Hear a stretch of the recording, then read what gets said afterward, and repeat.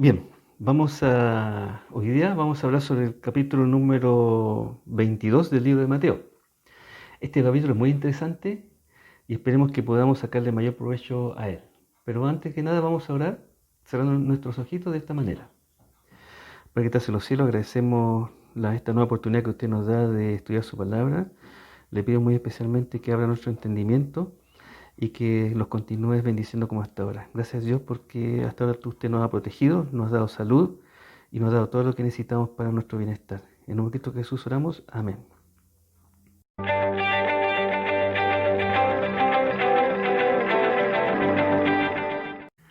Vamos a repasar el capítulo número 21, que lo vimos la semana pasada.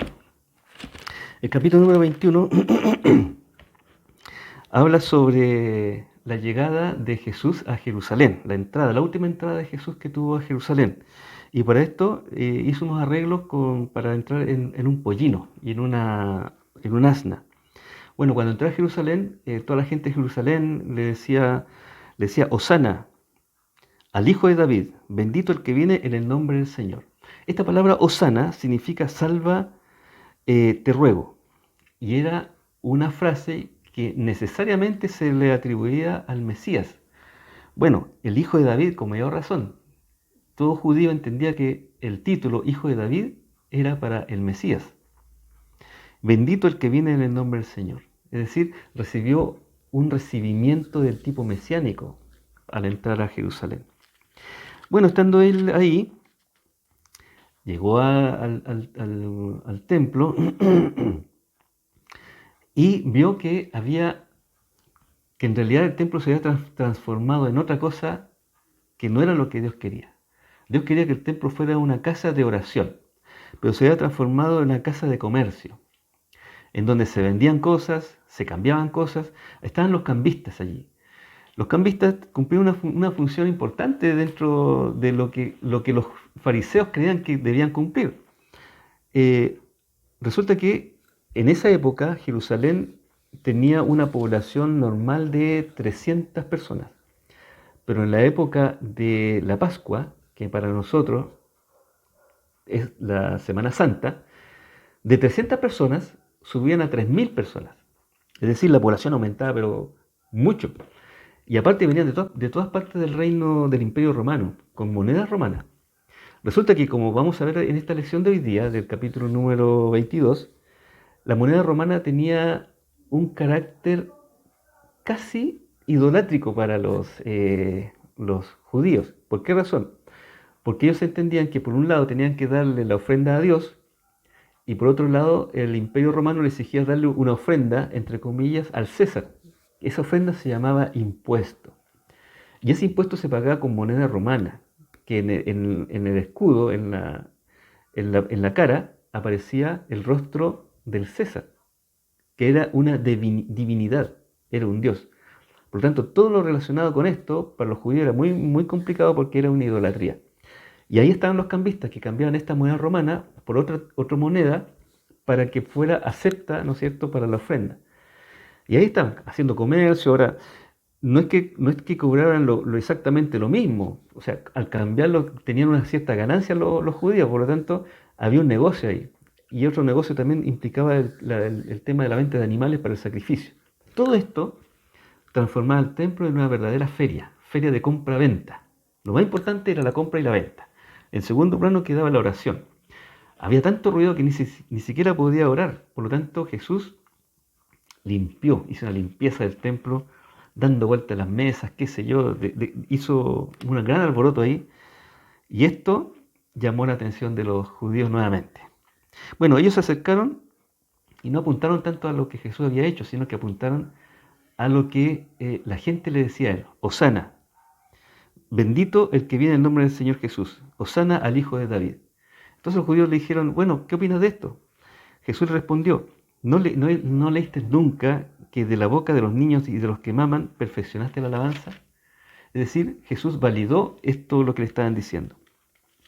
Después, bueno, ya pasamos el día martes, ¿no es cierto? Recordemos que posteriormente iba a ser crucificado Jesús.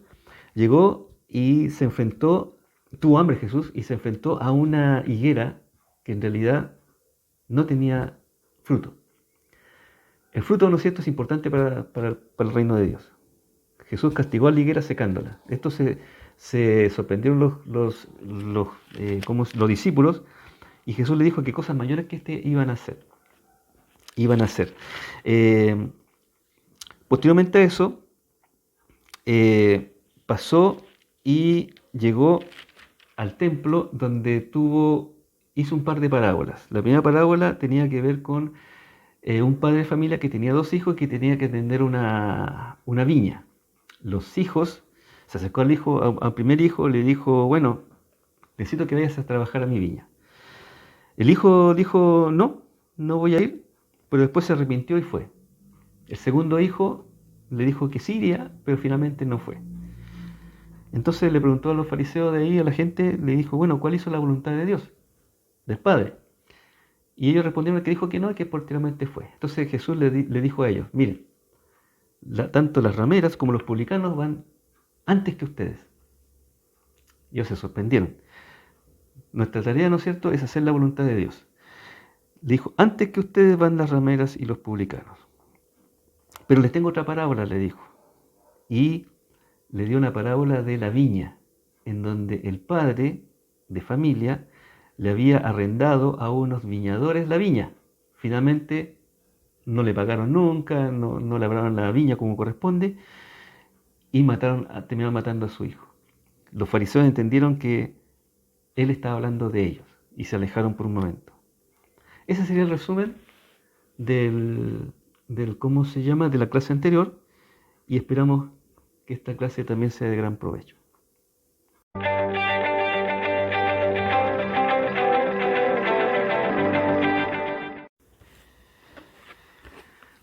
Bueno, vamos a dar respuesta a las preguntas de la clase anterior. La pregunta era, ¿cómo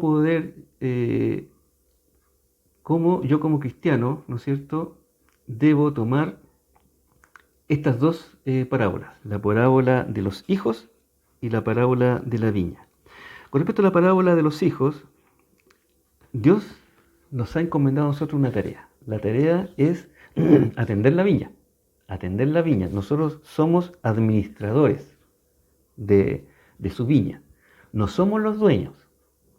No somos los dueños de la iglesia. Por muy antiguo que seamos, no somos los dueños de la iglesia. No tenemos, lo único que nos dio Dios es administrar. Tampoco usted y yo somos dueños de nuestros hijos. Lo único que nos dio Dios es administrar.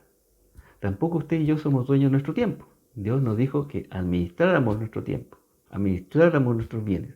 La condición natural del hombre es la pobreza, es la miseria, por decirlo de una forma. No traemos nada de este mundo y todo lo que tenemos es gracias a las bendiciones de Dios. ¿Usted tiene un hijo? Bueno, es gracias a la bendición de Dios.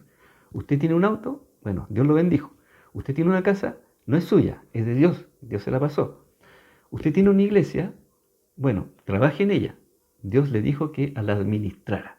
Después nos va a pedir cuenta por todas estas cosas. Por nuestra familia, por nuestro hogar, por nuestras cosas, digamos, materiales y por las cosas espirituales. Por lo tanto, cuando Dios nos llama, no solamente debemos decirle que sí, sino que además debemos obedecerle de inmediato. Buen siervo y fiel, en lo poco has sido fiel, en lo mucho te pondré.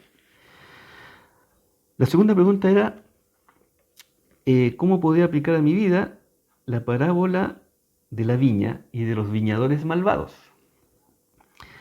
Bueno, sigamos con el mismo tema de la viña. Es la misma situación. Es la misma respuesta tanto para los 2 hijos como para los viñadores malvados. Nosotros solamente debemos administrarla y debemos obedecer de inmediato. Bueno, los viñadores malvados se fueron al extremo que después mataron al hijo. Nosotros recordemos que gracias a la muerte de Jesús nosotros tenemos la salvación. También, si bien es cierto, nosotros físicamente no matamos a Jesús, pero por nuestro pecado lo condenamos a Él. Él nos reemplazó. Nosotros deberíamos haber sido nosotros los que debían ser juzgados y muertos, pero sin embargo Él quiso tomar nuestro lugar. Tanto los 2 hijos como los viñadores malvados tienen la misma enseñanza para nosotros. Debemos estar siempre dispuestos a trabajar en la viña y a saber que esa viña no es nuestra. Y estamos hablando de todas las cosas materiales como todas las cosas espirituales que Dios nos da.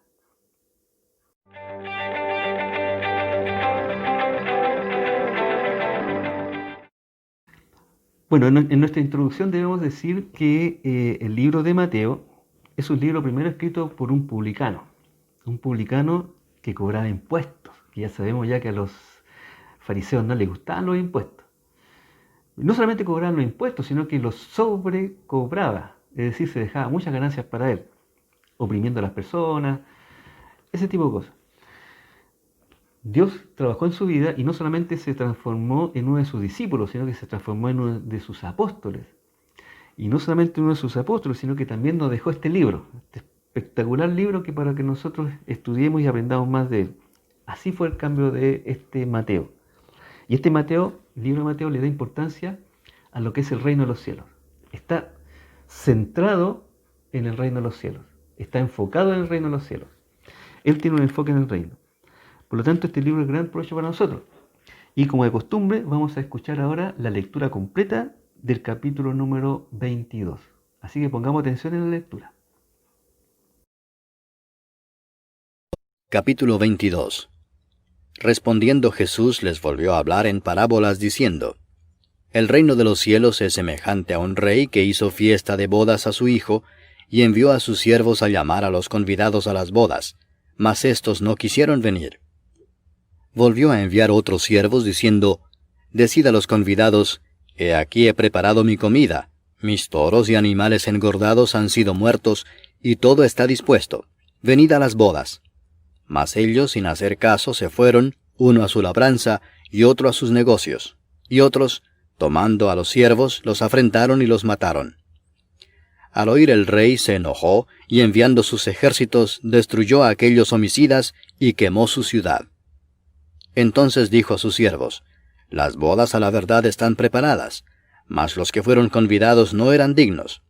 Id pues a las salidas de los caminos, y llamad a las bodas a cuantos halléis.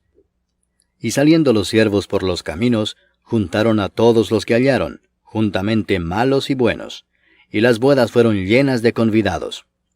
Y entró el rey para ver a los convidados, y vio allí a un hombre que no estaba vestido de boda, y le dijo: Amigo, ¿cómo entraste aquí sin estar vestido de boda? Mas él enmudeció. Entonces el rey dijo a los que servían: Atadle de pies y manos y echadle en las tinieblas de afuera. Allí será el lloro y el crujir de dientes, porque muchos son llamados y pocos escogidos. Entonces se fueron los fariseos y consultaron cómo sorprenderle en alguna palabra. Y le enviaron los discípulos de ellos con los herodianos, diciendo: Maestro, sabemos que eres amante de la verdad, y que enseñas con verdad el camino de Dios, y que no te cuidas de nadie, porque no miras la apariencia de los hombres. Dinos pues, ¿qué te parece? ¿Es lícito dar tributo a César o no? Pero Jesús, conociendo la malicia de ellos, les dijo: ¿Por qué me tentáis, hipócritas? Mostradme la moneda del tributo. Y ellos le presentaron un denario. Entonces les dijo: ¿De quién es esta imagen? ¿Y la inscripción? Le dijeron: de César. Y les dijo: Dad pues a César lo que es de César, y a Dios lo que es de Dios. Oyendo esto, se maravillaron, y dejándole se fueron. Aquel día vinieron a él los saduceos, que dicen que no hay resurrección, y le preguntaron diciendo: Maestro, Moisés dijo: Si alguno muriere sin hijos, su hermano se casará con su mujer, y levantará descendencia a su hermano. Hubo pues entre nosotros 7 hermanos. El primero se casó y murió, y no teniendo descendencia dejó su mujer a su hermano. De la misma manera también el segundo y el tercero hasta el séptimo. Y después de todos murió también la mujer. En la resurrección, pues, ¿de cuál de los 7 será ella mujer, ya que todos la tuvieron? Entonces respondiendo Jesús les dijo: Erráis ignorando las Escrituras y el poder de Dios. Porque en la resurrección ni se casarán ni se darán en casamiento, sino serán como los ángeles de Dios en el cielo.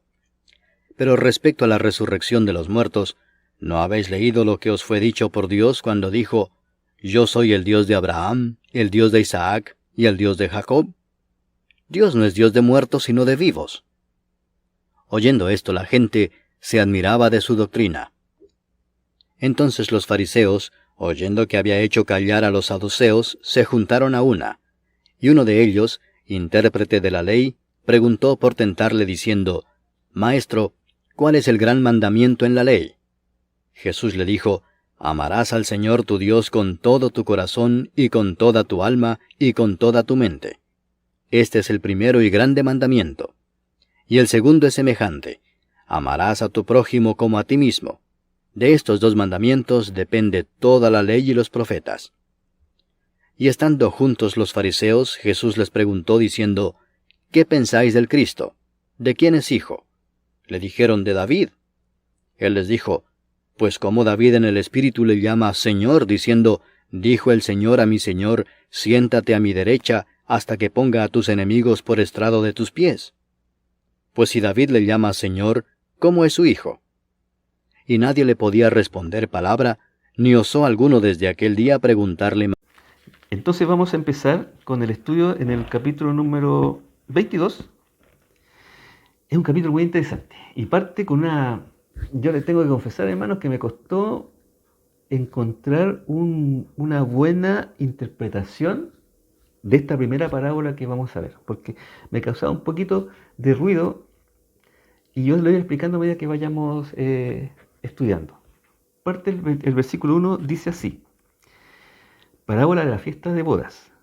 Respondiendo Jesús les volvió a hablar en parábolas diciendo: el reino de los cielos es semejante a un rey que hizo fiesta de bodas a su hijo.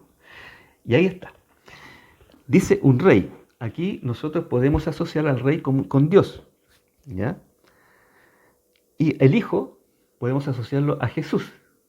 Esta parábola, como le decía yo al principio, ha tenido una gran controversia porque algunos lo interpretan de una forma, otros lo interpretan de otra forma, pero la interpretación debe ser armoniosa con lo que la Biblia dice. No podemos interpretarlo saliéndonos del contexto general de la Biblia. El contexto, la función de esta parábola es la siguiente: es la autoridad de Dios y las consecuencias de no obedecer a esa autoridad. No es la boda del Cordero, sino que la enseñanza que tiene esta parábola es la autoridad de Dios y cómo nosotros respondimos en un momento dado a esa autoridad. No es la boda del Cordero, ¿ya? No es la boda del Cordero. Entonces dice, el reino de los cielos es semejante a un rey que hizo fiesta de bodas a su hijo y envió a sus siervos a llamar a los convidados a las bodas, mas estos no quisieron venir. Entonces tenemos un rey que hizo hacer una fiesta de boda para su hijo. Y aquí debemos rescatar, digamos, subrayar dos cosas. Que esto está enfocado en el Antiguo Testamento hacia el pueblo israelita, en que Dios convidó al pueblo israelita, pero el pueblo israelita reaccionó de diversas formas, ¿ya? Envió a sus siervos a llamar a los convidados a las bodas, mas estos no quisieron venir. Volvió a enviar a otros siervos diciendo: decidan los convidados, y aquí os he preparado mi comida, mis toros y animales engordados han sido muertos, y todo está dispuesto, venid a las bodas. Mas ellos, sin hacer caso, se fueron, uno a su labranza y otro a sus negocios. Y otros, tomando a los siervos, los afrentaron y los mataron. Aquí vamos a distinguir tres cosas. Primero, no son las bodas del Cordero. Segundo, esta parábola trata de la autoridad de Dios y las consecuencias de no obedecerlo. Y tenemos que a Dios enviando a unos siervos, ¿no es cierto?, para llamar a las bodas. Estos siervos, en el mundo de los israelitas, eran ni más ni menos que los profetas. Dios envió a los profetas a hablar con los convidados, pero estos no quisieron venir, en el versículo 3. Los israelitas no quisieron venir. Lo leemos, ¿no es cierto? En múltiples oportunidades mandó a los profetas. Volvió a enviar a otros siervos. Estos otros siervos, dentro de ellos, según los teólogos, está Juan el Bautista, que sería el último siervo que envió Dios para convidar a las bodas. Pero le envió con más detalles. Dice, pero dile a los convidados, he aquí, he preparado mi comida, mis toros y animales engordados han sido muertos y todo está dispuesto, venid a las bodas. Dios les dice por medio de Juan el Bautista, les tengo una gran bendición. Vengan, está todo servido y es gratis. No tienen para qué pagar. Pero ¿qué pasó con ellos, con los judíos de la época? No, el 5, no hicieron caso y se fueron unos a las labranzas y otros a sus negocios. Algunos siervos, el versículo 6, fueron muertos, los mataron. ¿A cuántos profetas no mató el pueblo judío, el pueblo israelita? A muchos profetas mataron. No solamente lo mató el pueblo judío, sino que también otros extranjeros que estaban ahí. Me recuerdo una reina, ¿no es cierto?, que mató a todos los profetas que envió Dios, y que quedó Elías solamente, como uno de los pocos profetas que quedó. Pero Dios vez tras vez mandaba a invitar. Así como Dios después, veamos lo que dice así, en el versículo 7. Al oír esto el rey, o sea que mataron a los siervos, se enojó mucho y envió a sus ejércitos y destruyó a aquellos homicidas y quemó la ciudad. Acá hay una parte, primero una parte de bendición. Dios ofrece una bendición, pero también una parte de juicio, que todos sabemos. Cuando no obedecieron va a haber una parte, sabemos que la invitación está, pero el que no la recibe también va a haber un juicio. Una gran bendición puede recibir un juicio. No sé qué quiere recibir su amistad. Pregúntenle ustedes, ofrézcanle, invítenlo. ¿Ah? El 8, entonces dijo a sus siervos, las bodas a la verdad están preparadas. O sea, las bodas sí o sí se van a hacer. Pero los que fueron convidados no eran dignos. Id pues a la salida de los caminos, vayan a todos los lugares, inviten a todos los que encuentren. Y ahí entramos nosotros. El pueblo judío no aceptó la invitación de Dios, entonces Dios decidió invitar a todo el resto, a toda la humanidad, en donde fue invitado usted y fue invitado yo, y nosotros aceptamos esa invitación. Posteriormente pasamos a ser parte del cuerpo de Cristo, pasamos a ser la esposa. La esposa no se le invita, no es convidada. La esposa es parte del matrimonio. Y saliendo los siervos por las calles, juntaron a todos los que hallaron, juntamente malos y buenos, y las bodas fueron llenas de convidados. Fueron todos. Y entró el rey para ver a los convidados y vio allí a un hombre que no estaba vestido de boda. Y le dijo, amigo, ¿cómo entraste sin estar vestido de boda? Pero la persona enmudeció. Nosotros cuando... hay que ver una cosa. El pueblo judío versus la iglesia. El pueblo judío tiene una marca. Y la iglesia también tiene una marca. Nosotros tenemos una marca. El pueblo israelita tiene una marca en el cuerpo, en la carne. Esa marca se llama la circuncisión. Una persona que pertenece al pueblo de Dios posee esta marca en la carne, física. Un cristiano que pertenece al pueblo de Dios también posee una marca, pero esa marca es espiritual, es el Espíritu Santo. La marca se llama sello. Si usted tiene el sello, tiene la marca, puede entrar, ¿no es cierto?, al reino de los cielos. En este caso, esta persona no estaba vestida, no tenía la marca, por lo tanto fue expulsada. Dice, entonces el rey dijo a los que servían, atadle de pies y manos y echarle en las tinieblas de afuera, allí será el lloro y el crujir de dientes. Porque muchos son los llamados, pero pocos son los escogidos. Usted y yo somos escogidos porque tenemos la marca que nos faculta para entrar en el reino de los cielos. Pasamos ahora al tema de los impuestos. Los impuestos. Hoy día tenemos impuestos para todo. De hecho, pagamos el 19% de todo lo que compramos, impuestos. Algunas cosas son gravadas aparte de los impuestos. Por ejemplo, el petróleo. Hay un gravamen para los petróleos que es exclusivo para ellos. Bueno, según los estudiosos, los economistas dicen que pagamos como el 40-50% de impuestos por el petróleo. Es decir, tiene el 19% más otro impuesto, que suma como el 40-50%. Los impuestos. Los impuestos, ustedes saben que el país, el gobierno, no genera trabajo. El gobierno no trabaja. lo único que recibe son los impuestos, y esos impuestos se supone que ayuda, ¿no es cierto?, al resto del país haciendo carreteras, haciendo un montón de cosas que se supone que a nosotros nos benefician. Bueno, había un grupo, dos grupos, el grupo de los fariseos que no creían los impuestos, no les gustaban los impuestos, y un grupo de los herodianos que sí pensaban que los impuestos eran buenos. Los fariseos,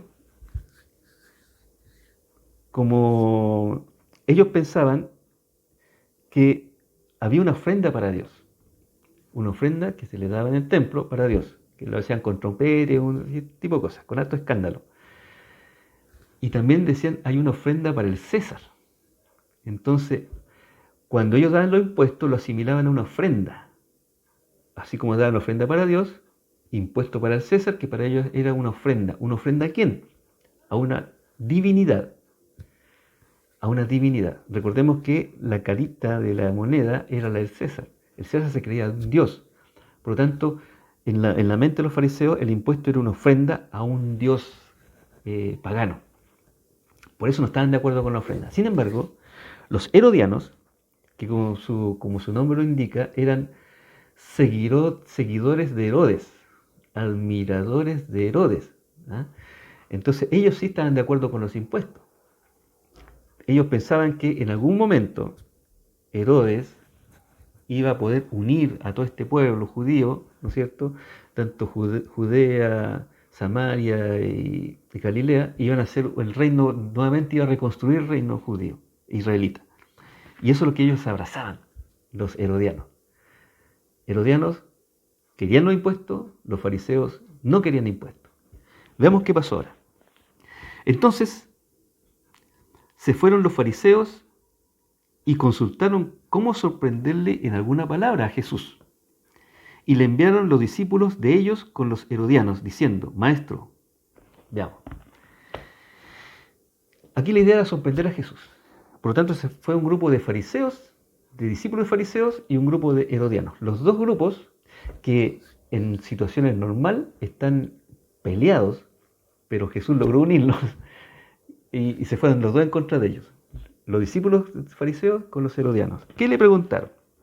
Maestro, sabemos que eres amante de la verdad y que enseñas con verdad el camino de Dios y que no te cuidas de nadie, porque no miras la apariencia de los hombres. Con palabras lisonjeras se acercaron a Jesús. Pero Jesús ya sabía lo que iba a pasar. Dinos pues, ¿qué te parece? ¿Es lícito dar tributo a César o no? Cuando aquí ellos dicen lícito, ahí viene la trampa. Lícito es de legal, ¿ya? ¿Es legal dar tributo a César o no? Y cuando hablan de legal, recordemos que están hablando los fariseos, y cuando habla un fariseo de legal es la ley de Moisés. Voy a parafrasear entonces. Dinos pues, ¿qué te parece? ¿La ley de Moisés acepta dar tributo a César o no? Esa es la pregunta. ¿Es lícito dar tributo a César o no? Pero Jesús, conociendo la malicia de ellos, les dijo, ¿por qué me tentáis, hipócritas? Recordemos que la tentación viene de Satanás. Hipócritas, porque con palabras lisonjeras le vinieron a hablar. Jesús le dijo, muéstrenme la moneda del tributo. Muéstrenme la moneda con que pagan los impuestos. Y ellos le presentaron un denario. Un denario. Ya, recordemos que el denario era símbolo de idolatría, porque se le daba al César, que el César era un dios. Entonces le dijo, ¿de quién es esta imagen y la inscripción? Y ellos le dijeron, bueno, es del César. Entonces les dijo, den pues al César lo que es del César y a Dios lo que es de Dios. ¿Qué hay que darle al César en estos tiempos? ¿Y qué es lo que hay que darle a Dios en nuestros tiempos? Porque esto fue en tiempo antiguo. Fíjense que no hay mucha diferencia en lo que hay que darle al César, lo que hay que darle al gobierno y lo que hay que darle a Dios hoy día. ¿Qué es lo que hay que darle al gobierno hoy día? Lo que exige la ley. Primero, los impuestos, que hay que pagarlos. Segundo, cumplir las leyes. Por ejemplo, las leyes del tránsito. No pasarse una luz roja. cumplir con el contrato que nosotros hemos contraído con nuestra jefatura. La hora de entrada es a las 8 de la mañana y la hora de salida es a las 6 de la tarde. Hay que cumplir eso. Ahora hay que cumplir el tema de las cuarentenas. Las leyes dicen que debemos estar con cuarentena cuando corresponda. Hay un reglamento que dice que hay que salir con máscara. Hay que obedecer las leyes, hay que obedecer al César. No solamente hay que obedecerlo, sino que también hay que orar por ello. Gústenos o no nos gusten nuestros políticos. Es así. Debemos cumplir con el César lo que es del César. Debemos cumplir las leyes, debemos cumplir las ordenanzas que Dios nos da hacia ellos y debemos cumplir también con los impuestos. Ahora bien, hay cosas que, con el tema del aborto, con el tema de los matrimonios no hetero, ¿ya? Hay que tener ojo con eso, ¿ya? Si se contrapone contra Dios, debemos evaluar bien eso, ¿ya? Pero ¿qué le debemos a Dios? Le debemos nuestra oración, le debemos nuestra obediencia, le debemos todo lo que tenemos. De verdad que le debemos todo eso. Ya dijimos al principio de que la condición natural del hombre es la pobreza, es la miseria. Nacemos sin nada. Y poco a poco Dios nos va bendiciendo. Algunos lo bendice más materialmente, otros lo bendicen menos materialmente, pero a todos espiritualmente nos bendice de la misma manera. El premio que Dios nos tiene preparado en su reino es el mismo para todos. Así es que debemos agradecerle siempre a Él. Y ahí terminó la parte de los impuestos. Y vamos a escuchar un comentario de nuestra hermana Patricia con respecto a este tema de los impuestos. Es una meditación que gentilmente ella ha aceptado hacerla, así que escuchémosla con mucha atención. Hola hermanos, quisiera hacer un comentario sobre lo que dice en Mateo, capítulo 22, versículo del 15 al 22, donde habla sobre el impuesto, el tributo que se le debe dar a César, ¿no es cierto? Y que se le tiende una trampa a Jesús para caer, para que él sea tentado, ¿no es cierto? Y ve cuál es su reacción. Bueno, pensándolo, lo comparaba con lo que pasó al principio de esta pandemia, cuando eh, tenía que, teníamos que dejar de reunirnos y mucha gente decía, bueno, ¿qué hace de caso a las leyes, lo que está diciendo el gobierno? O ellos quieren seguir porfiando en lo que es seguir a Dios con sus creencias, ¿no es cierto? Sabemos que primeramente nosotros debemos servir a Dios, pero también tenemos que ser respetuosos de las leyes que, que están en este país y que, salvo que vayan en contra de lo que dice Dios.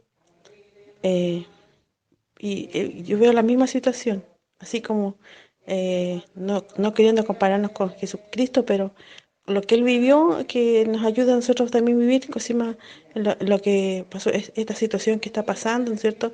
Que debemos ser respetuosos de las leyes, acatarlas, pero a la vez también a través de eso honramos a Dios, porque si ellos ven, cosima que nosotros también respetamos las leyes y cosima que no van en contra de Dios y las acatamos, ¿no es cierto? En beneficio también no solamente de nosotros, sino de las demás personas y también ayudamos a las demás personas con eso. Lógico, es un buen testimonio y también con eso honramos a Dios, ¿no es cierto? Y yo pienso que eso tiene que ver con eso. Así que Dios les bendiga. Eso, amén. Muchas gracias, hermana Patricia. Sigamos. El versículo 23 y ahora viene la pregunta de otro grupo. Ya vemos los fariseos, los herodianos. Vimos ya la forma que ellos tenían de ver las escrituras y la forma de comportarse en la sociedad.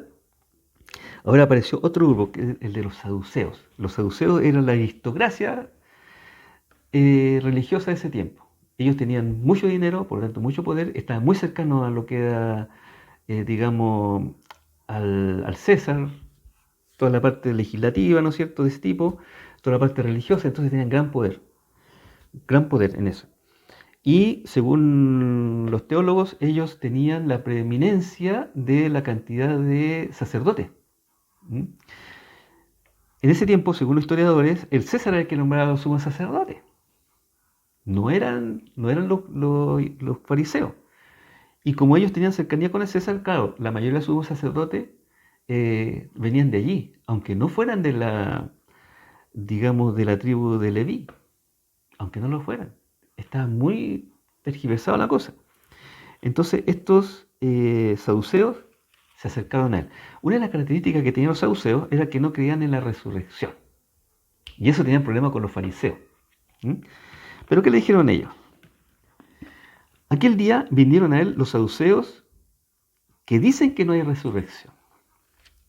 Y le preguntaron, Moisés dijo, si alguno muriere sin hijos, su hermano se casará con la mujer y levantará descendencia a su hermano. Hubo pues entre nosotros 7 hermanos. El primero se casó y murió, y no teniendo descendencia dejó su mujer a su hermano. De la misma manera también el segundo y el tercero hasta el séptimo. Y después de todos murió también la mujer.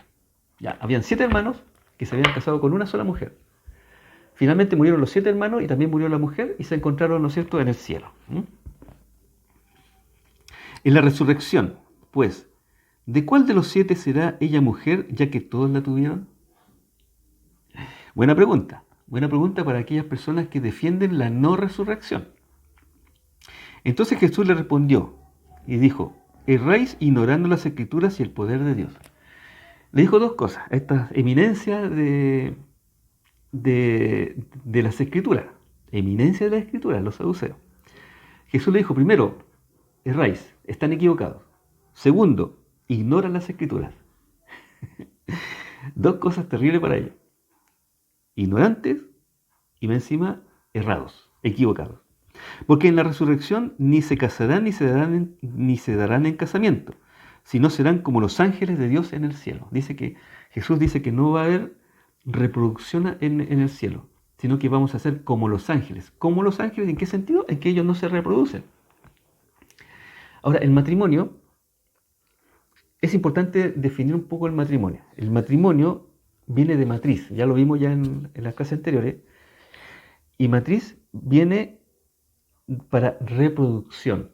O sea, 2 personas del mismo sexo no se pueden reproducir, por lo tanto no está avalado el matrimonio en lo que es la escritura. Una de las cosas es reproducirse. Y otra cosa es para que el hombre no esté solo, pero no esté solo en soledad sin una mujer o en este caso una mujer sin un hombre. Esa es la función del matrimonio, reproducirse. Y reproduzcanse, le dijo Dios al hombre. ¿Ah? Y eso no lo cumplen las personas del mismo sexo. Y en el cielo dice que vamos a ser igual que los ángeles, sin poder reproducirnos. Y además dice, pero respecto a la resurrección de los muertos, ¿no habéis leído que fue dicho por Dios cuando dijo? Aquí la tercera cosa. Primero el tema de la reproducción en cuanto a la resurrección. Pero hay otro elemento de la resurrección que los saduceos no creían. O sea, ellos pensaban que los muertos permanecían muertos. Pero ¿qué dijo Jesús? El versículo 32. Yo soy el Dios de Abraham, el Dios de Isaac y el Dios de Jacob. Dios no es Dios de muertos, sino de vivos. Acá dice, yo no era el Dios de Abraham. Dijo, yo soy el Dios de Abraham. Tampoco dijo, yo no era el Dios de Isaac. Dijo, yo soy el Dios de Isaac. Yo no era el Dios de Jacob. Yo soy el Dios de Jacob. Abraham, Isaac y Jacob están vivos, porque Dios no es un Dios de muertos, sino que es un Dios de vivos. Y ahí yo me acuerdo de la hermana Élida, si nuestro hermano tío está escuchando. Nuestra hermana Élida no está muerta, ella está viva. Dios no es un Dios de muertos, es un Dios de vivos. Si usted conoce a un cristiano, un familiar, un amigo, un pariente cristiano que haya muerto, él no está muerto, él está vivo, porque Dios no es un Dios de muertos, es un Dios de vivos. La resurrección es real para nosotros, es una de las promesas que Dios nos dio. Oyendo esto la gente se admiraba de su doctrina. El mandamiento, el gran mandamiento. Había una controversia entre los judíos, precisamente entre los fariseos. cuál de los mandamientos era el más importante. Y ellos se discutían ahí, qué sé yo, había un grupo que decía, no, este mandamiento es más importante, no, este otro mandamiento es más importante, y no se ponían de acuerdo. ¿Cuál era el mandamiento más importante? Porque todos tenían una cosa de importancia. Y llegaron con esta pregunta a Jesús. El problema está que decía tal o cual mandamiento iba a molestar a un grupo que pensaba que no era ese el mandamiento, y que era otro el mandamiento importante. Si decía no, que era otro el mandamiento, este mandamiento importante, entonces el otro grupo se iba a enojar porque pensaban que no era ese el mandamiento más importante. O sea, lo que contestara Jesús iba a molestar a un grupo. ¿Mm? Lo que contestara. Lo mismo pasaba con el tema del impuesto. Lo que contestara Jesús iba a molestar a otro grupo. ¿Mm? Vamos a ver qué pasó. Ya sabemos ya lo que pasó con el tema del impuesto. Que los herodianos decían que sí al impuesto, los fariseos decían que no al impuesto, y cualquier cosa que contestara iba a tener problema con el grupo. Al final hay que dar a Dios lo que es de Dios, al hombre lo que es el hombre. Veamos lo que pasa acá con el tema del gran mandamiento. Entonces los fariseos oyendo que había hecho callar a los saduceos, y estaban felices los fariseos porque los saduceos eran su enemigo.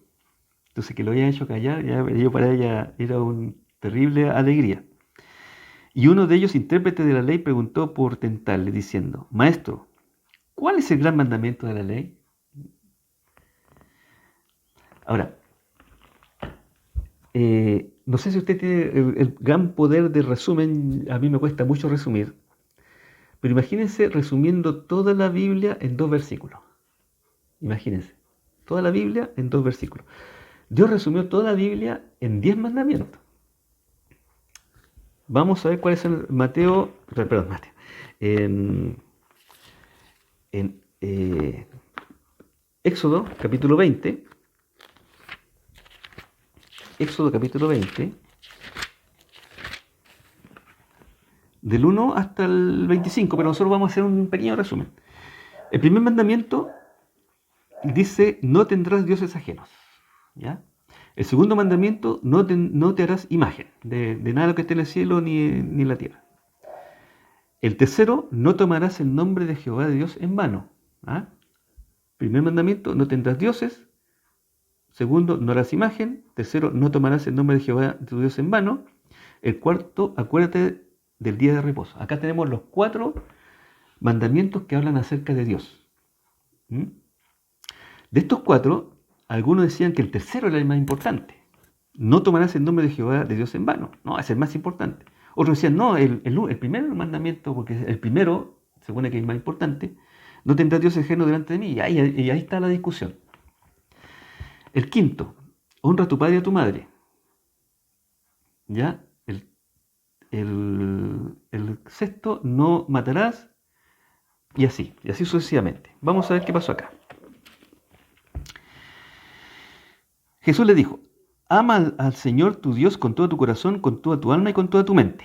Deuteronomio 6, versículo 5. El primer dice, el gran mandamiento es este, ama al Señor tu Dios con todo tu corazón y con toda tu alma y con toda tu mente. Este es el primero, le dijo Jesús, pero siguió agregando, y el más grande mandamiento, que no está en ninguno de los que leímos, o sea, explícitamente así, textualmente no está en ninguno de los que leímos. Pero el segundo es semejante, ama a tu prójimo como a ti mismo. De estos 2 mandamientos depende la ley y los profetas. Miren lo que resumió Jesús en 2 versículos, la ley y los profetas. La ley, Moisés, los profetas, Elías. ¿Se acuerdan en la transfiguración quiénes estaban ahí? Estaba Moisés y estaba Elías en la transfiguración. La ley y los profetas. Entonces Jesús le dijo, mira, el gran mandamiento es este, ama a Dios. Pero el segundo también es semejante, es importante, ama a tu prójimo. Los judíos, específicamente los fariseos, interpretaban el prójimo tal cual como dice la palabra, prójimo o próximo. Por lo tanto, para ellos, el prójimo era el que estaba al lado. O sea, para un fariseo, el prójimo era otro fariseo. Un vendedor que era judío no era su prójimo porque no estaba próximo, era prójimo de otra persona, de otro vendedor seguramente. Por eso el tema de la parábola del samaritano pasaron los judíos, o los fariseos al lado, ahí pasaron, y no tomaron en cuenta a la persona que estaba herida ahí, porque no era su próximo, no era su prójimo. Pero ¿qué dice Jesús acá?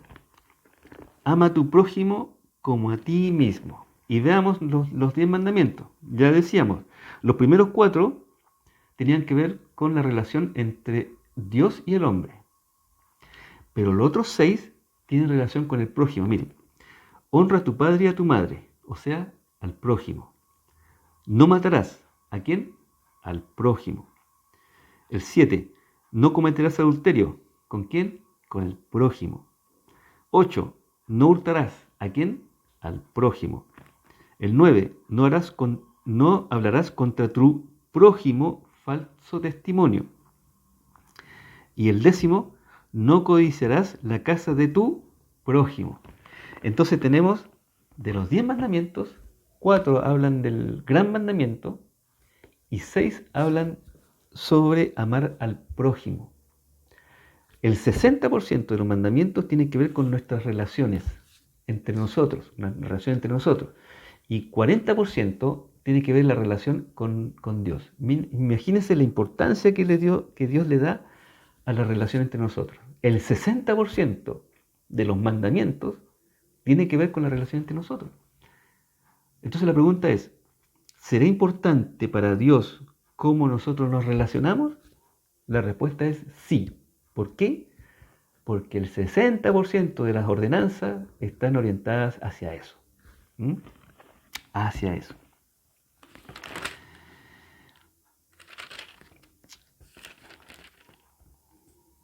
De estos 2 mandamientos dependen toda la ley y los profetas. Terminó diciendo Jesús a los fariseos en este caso. Bueno, tengo una sorpresa también ahora. Nuestra hermana Nayadet nos va a hacer una meditación sobre la porción de texto que implica desde Mateo 22, 34 al 40. Va a meditar sobre el gran mandamiento. Muchas gracias, hermana. Lo escuchamos. Hermanos, les saludo en el amor del Señor. Lo que dice acá la palabra en Mateo 22, del 34 al 40, aquí nos habla de la pregunta que los fariseos le hacen al Señor Jesucristo. Bueno, nosotros sabemos que los fariseos siempre ellos buscaban cómo tentar al Señor o cómo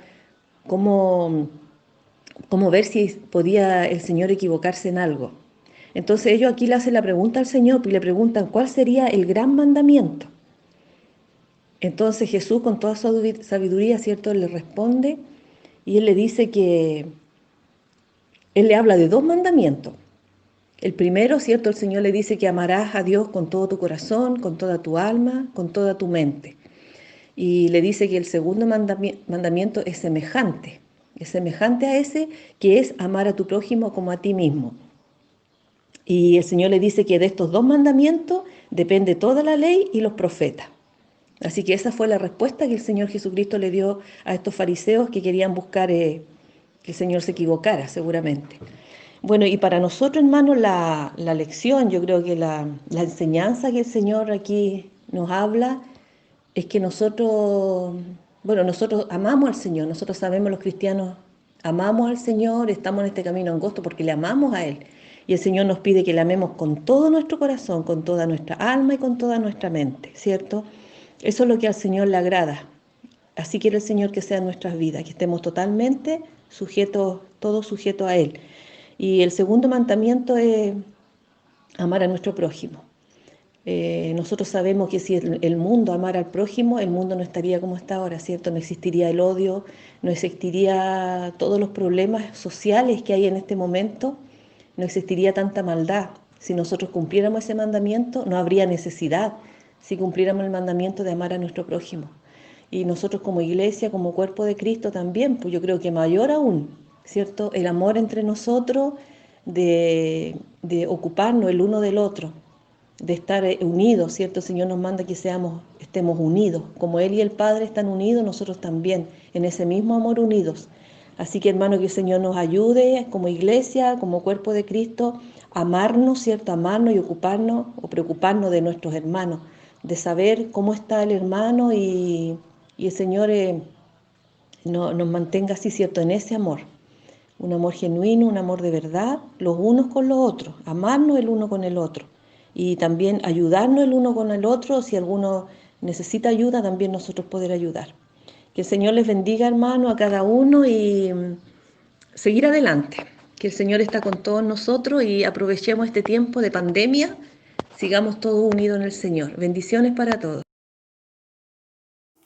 Muchas gracias, hermana Naya, por esa meditación. ¿Ya? Le agradezco su participación. Bien, entonces recordemos que estaban estos tres grupos, los herodianos por un lado, los fariseos por otro y los saduceos por otro. Y entre ellos se peleaban, se discutían, porque tenían serias, digamos, contradicciones entre ellos. Por ejemplo, los saduceos no creían en la resurrección, los fariseos sí. Los fariseos no creían en la que dar impuestos fuera válido, pero sí los herodianos. Y así se iban peleando. Pero Jesús logró unirlos en contra de él, ¿no es cierto? Tenían un enemigo en común, se llamaba Jesús, y le hacían estas preguntas para tentarlo. Bueno, ahora cambió la cosa, porque Jesús le va a preguntar a ellos. Y la pregunta es, ¿qué pensáis del Cristo? ¿De quién es hijo? Entonces, ellos le dijeron de David. ¿Por qué razón? Porque en los fariseos la idea de David es mirar a la tierra, solución militar. David era un gran general militar. Por lo tanto, que el Mesías viniera de David, era hijo de David, significaba que también era un gran general militar y que lo podía, digamos, recuperar, sacar de este tema de la subyugación romana que tenían y restaurar su reino. ¿Ya? Ellos pensaban en la tierra, Jesús no, pensaba en el reino de los cielos. Entonces Jesús les dijo, pues ¿cómo David en el Espíritu le llama Señor diciendo, dijo el Señor a mi Señor, siéntate a mi derecha hasta que ponga a tus enemigos por estrado de tus pies? Pues si David le llama Señor, ¿cómo es su hijo? Y nadie podía responder palabra, ni osó alguno desde aquel día preguntarle más. Claro, porque ellos pensaban en el hijo de David y nosotros pensamos en el hijo de Dios. Ellos pensaban en un redentor militar, nosotros pensamos en un redentor espiritual. Ellos pensaban en restaurar el reino israelita, nosotros pensamos en restaurar el reino de Dios. Ellos pensaban en la tierra, nosotros pensamos en el cielo. Jesús quería sacarlos de la tierra y quería llevarlos al cielo. Ellos no lograron entender eso, por lo tanto ellos se quedaron con que David era hijo de David y no era hijo de Dios, como nosotros pensamos hoy día. Que Dios los bendiga.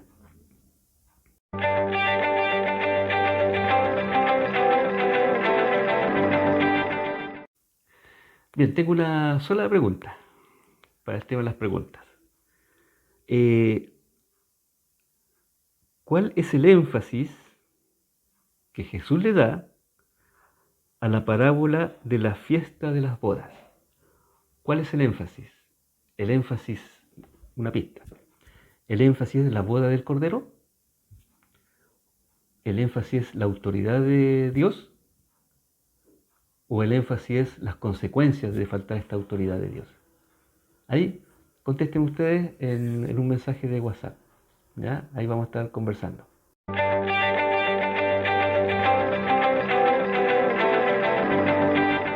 Bien, en el libro recomendado, yo quiero recomendar este libro. Este libro es de Adrian Rogers, Lo que cada cristiano debe conocer. Yo he tenido la bendición de participar en varias iglesias.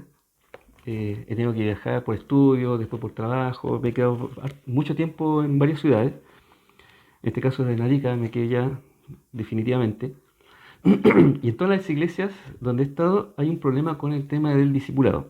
¿Qué material vamos a usar para el discipulado y para juntarlo y discutir, qué sé yo? Este libro tiene la particularidad que es un libro para discipulado.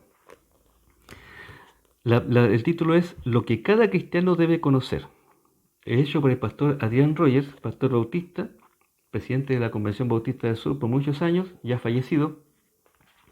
Y le voy a leer algunas cosas que tiene acá. Por ejemplo, el primer capítulo dice, cada cristiano debe conocer que la Biblia es la palabra de Dios. Lo primero, lo fundamental. Acerca de la seguridad de su salvación, que la salvación no se pierde, capítulo número 3 ahora. Acerca de la seguridad eterna. 4. Lo que sucede cuando peca. Cómo enfrentar la tentación. Y aquí tiene lo que significa el bautismo. ¿Ah? Todo eso, en un solo libro. Está este libro que es chiquitito y también hay otro libro que es un poco más grande, que ya como para las personas así como yo que tienen problemas para leer, también puede ser. El libro más grande vale más caro, el libro más chico vale más barato. Pero como sea, léalo y si ya lo leyó, cómprelo y regálelo. Y si la iglesia puede hacerlo, tiene los recursos económicos, cómprelo de este mismo y haga un plan de discipulado dentro de la iglesia. Son 13 capítulos, son 12 capítulos que aclaran todas las dudas. Este pastor tiene un programa en la radio que todavía se sigue emitiendo que se llama El amor que vale. Yo le aconsejo, hermano, que escuche ese programa. Lo hace la radio Armonía. Acá rato escúchelo y va a ser de gran provecho para usted. Que el Señor lo bendiga.